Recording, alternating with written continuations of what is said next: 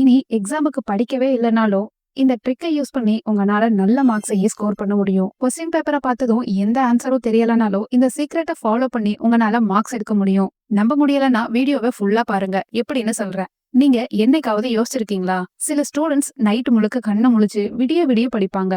ஆனா ஆவரேஜான மார்க்கை தான் எடுப்பாங்க. ஆனா அதுவே சிலரை பார்த்தா படிக்கிற மாதிரியே தெரியாது. ஆனா டாப்பரா இருப்பாங்க. இதுக்கு காரணம் அவங்க படிக்கிறது கொஞ்சமா இருந்தாலும் அவங்க ஆன்சர் பேப்பர்ல எழுதுறதுக்கு பயன்படுத்துற டெக்னிக்ஸ் தான். விடிய விடிய கண்ணு முடிச்சு படிச்சாலும் நீங்க எக்ஸாம்ல எழுதுற ஆன்சருக்கு மட்டும்தான் உங்களுக்கு மார்க் கிடைக்கும். இந்த பதிவுல எக்ஸாமுக்கு நீங்க படிச்சாலும் சரி படிக்கலனாலும் சரி உங்க மார்க்கை இன்க்ரீஸ் பண்றதுக்கான சில முக்கியமான சீக்ரெட் ட்ரிக்ஸை தான் சொல்லியிருக்கேன். வீடியோவை ஸ்கிப் பண்ணாம கேட்டு உங்க எக்ஸாம்ல பயன்படுத்துங்க. Secret number 1, the golden rule of answering questions. நீங்க என்ன புக்ல படிக்கிறீங்களோ அதை அப்படியே எக்ஸாம் பேப்பர்ல எழுதணும்னு அவசியம் இல்ல. அந்த மாதிரி நீங்க எழுதுறதை விட இந்த கோல்டன் ரூலை நீங்க பயன்படுத்திய எக்ஸாமை எழுதும் போது உங்க மார்க்ஸ் இன்னுமே அதிகமாக சான்சஸ் இருக்கு. இந்த கோல்டன் ரூல் படி 5 ஸ்டெப்ல நீங்க உங்க ஆன்சரை எழுதணும். First, introduction. சின்னதா அந்த கொஸ்டினுக்கு ஏத்த மாதிரி ஒரு 2 to 3 லைன்ஸ்ல டாபிக்கை எழுதுங்க. செகண்ட், அடுத்து மெயின் கான்செப்ட். இதை யூஸ் பண்ணி உங்க கொஸ்டினுக்கான ஆன்சர் நீங்க எலாபரேட் பண்ணலாம். Third, example and diagrams. இதுல அந்த டாபிக் ரிலேட்டடா உங்களுக்கு தெரிஞ்ச ரியல் லைஃப் எக்ஸாம்பிள்ஸ் கூட இருக்கலாம். அதுக்கு எந்த டயக்ராம்ஸ் உங்களுக்கு தெரிஞ்சாலும் நீங்க டிரா பண்ணலாம். 4, கன்க்ளூஷன். ஃபைனலா நீங்க சொன்ன எல்லாத்தையும் ஷார்ட்டா சம்மரியா எழுதிருங்க. 5, கடைசியா இம்பார்ட்டன்டான வேர்ட்ஸை ஹைலைட் பண்ணுங்க. இது உங்க ஆன்சர் பேப்பரை கரெக்ஷன் பண்றவங்களோட அட்டென்ஷனை கிராப் பண்ணும். இந்த மெத்தடை யூஸ் பண்ணி உங்க ஆன்சர்ஸை நீங்க பிரசன்ட் பண்றீங்கன்னா உங்களுக்கு ஒரு கொஸ்டினோட ஆன்சர் ஃபுல்லா தெரியலனாலும் உங்களால நல்ல மார்க்கையே எடுக்க முடியும். Secret number 2, first impression matters.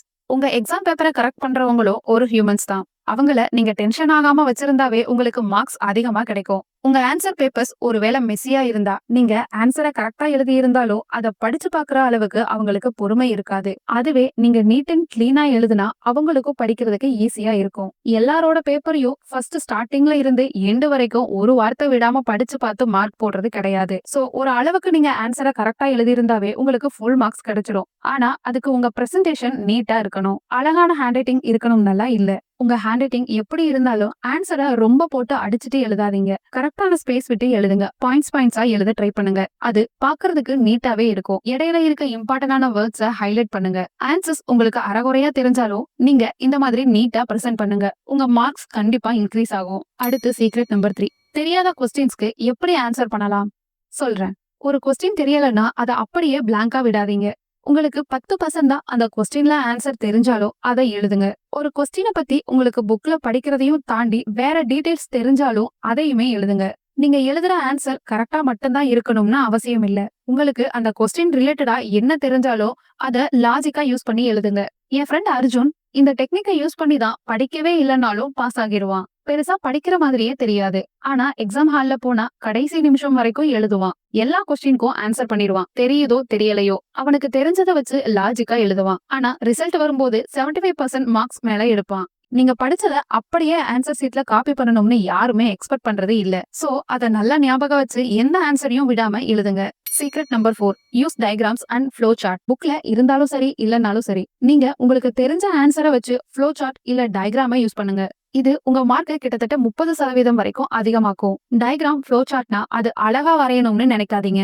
நீங்க பேசிக்கான ஃப்ளோ சார்ட்டை போட்டா போதும். உங்களுக்கு ஒரு கொஸ்டின்கான ஆன்சர் பர்ஃபெக்டா தெரியலனாலும் நீங்க அதுக்கான டயக்ராம வரைஞ்சா உங்களுக்கு மார்க்ஸ் கிடைக்கும். அடுத்து secret number 5, start strong end strong. நிறைய எக்ஸாமினர்ஸ் உங்க ஆன்சர் ஷீட்டோட ஸ்டார்டிங் அண்ட் எண்டிங்கை தான் முக்கியமா பார்ப்பாங்க. உங்களுக்கு ஆன்சர்ஸ் தெரியலனாலும் ஸ்டார்டிங் அண்ட் எண்டிங்க கான்ஃபிடென்ட்டா எழுதுங்க. தேவையான இடத்துல நடுவுல டயக்ராம்ஸ் அண்ட் ஃப்ளோ சார்ட்ஸை யூஸ் பண்ணுங்க. இம்பார்ட்டன்ட் பாயிண்ட்ஸை ஹைலைட் பண்ணுங்க. அதே மாதிரி உங்க எண்டிங்க ப்ராப்பரா சம்மரைஸ் பண்ணி எழுதுங்க. இந்த மாதிரி நீங்க பண்றப்ப உங்க ஆன்சர்ஸ் ஃபுல்லா கரெக்டாவே இல்லைனாலும் உங்களுக்கு ஃபுல் மார்க்ஸே கிடைக்கிறதுக்கு நிறைய சான்சஸ் இருக்கு. சீக்ரெட் நம்பர் 6, எம்சிக்யூஸ்க்கு ஆன்சர் தெரியாதப்ப இந்த சீக்ரெட்டை யூஸ் பண்ணுங்க. இந்த மாதிரி 4 ஆன்சர் ஒரு கொஸ்டினுக்கு இருக்குன்னா அதுல இருக்கிறதுலயே பெரிய ஆன்சரை சூஸ் பண்ணுங்க. மெஜாரிட்டி டைம்ஸ்ல பெரிய ஆன்சர் கரெக்டான ஆன்சராவே இருக்கும். கரெக்டான ஆன்சர் என்னவா இருக்கும்னு யோசிச்சு குழம்பிட்டு இருக்கிறதுக்கு பதிலா தப்பான ஆன்சரை முதல்ல எலிமினேட் பண்ணிருங்க. கரெக்டான ஆன்சர் கிடைச்சிரும். அடுத்து இன்னொரு முக்கியமான ட்ரிக், முன்னாடி இருக்க கொஸ்டினோட பேட்டர்னை பாருங்க. எந்த ஆப்ஷன் அதிகமா சூஸ் பண்ணிருக்காங்களோ அதே ஆப்ஷனை சூஸ் பண்ணிருங்க. மேபி அது கரெக்டா இருக்க 30% சான்ஸ் இருக்கு. இந்த மாதிரி லாஜிக்கையே யூஸ் பண்ணி எம்சிக்யூ தெரியலன்னா ஆன்சர் பண்ணுங்க. அதை அட்டன் பண்ணாம ஸ்கிப் பண்றதுக்கு இந்த ட்ரிக்ஸையே யூஸ் பண்ணி ஆன்சர்ஸை ட்ரை பண்ணுங்க. கடைசியா fake it till you make it.